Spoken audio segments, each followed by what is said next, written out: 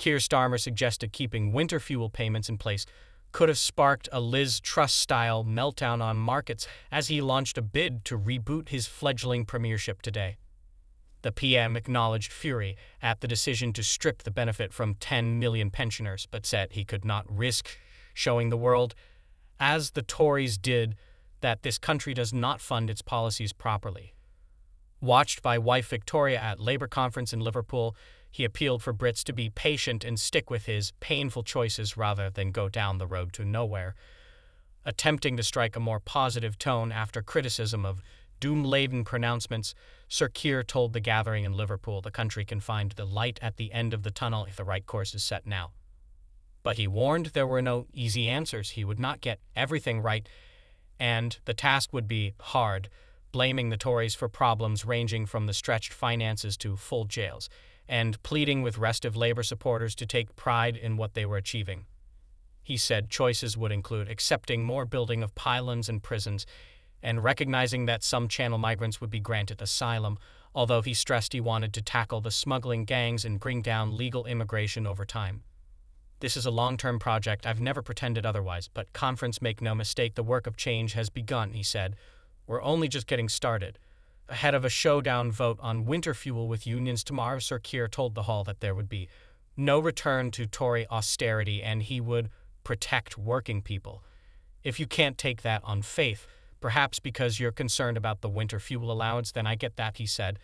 But the risk of showing to the world, as the Tories did, that this country does not fund its policies properly, that is a risk we can never take again. He argued that every pensioner will be better off with Labour after the triple lock increase to the state pension.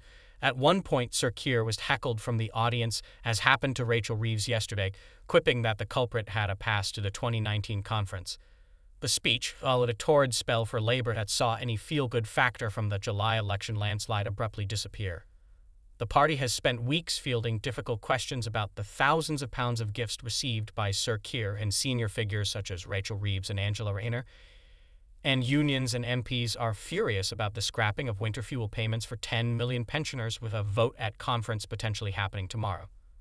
Sir Keir will not be present, as he is dashing off to New York straight after the speech to attend the UN General Assembly. A new Savanta poll has found the Premier's personal ratings have plummeted 26 points since the summer, from a net plus 15 to minus 11.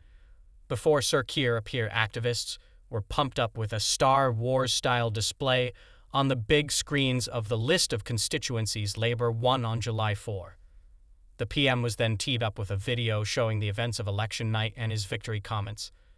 Striding on stage, he compared the conference having the highest attendance in history to his first speech as leader to just a cameraman under COVID rule.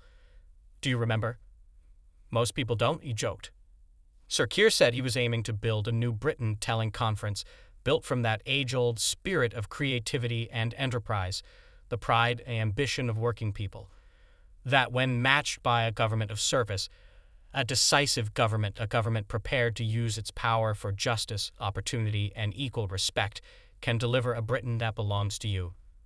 The PM said the government has clear, measurable targets, adding, progress displayed publicly, so every single person in this country can judge our performance on actions, not words. Sir Keir said there was also a need to protect from the whims of Westminster, making sure we don't get blown off course. He said, true service must listen to people far beyond the walls of the state and empower them to make our country better, adding, because trust me, that is, without question, the quickest way to clear away the Tory rot and build that Britain which belongs to you. Sir Keir acknowledged that many voters are fed up with politics, adding, I know this country is exhausted by and with politics. Thank you for watching. Don't forget to subscribe for more news updates. Hit subscribe for the latest news.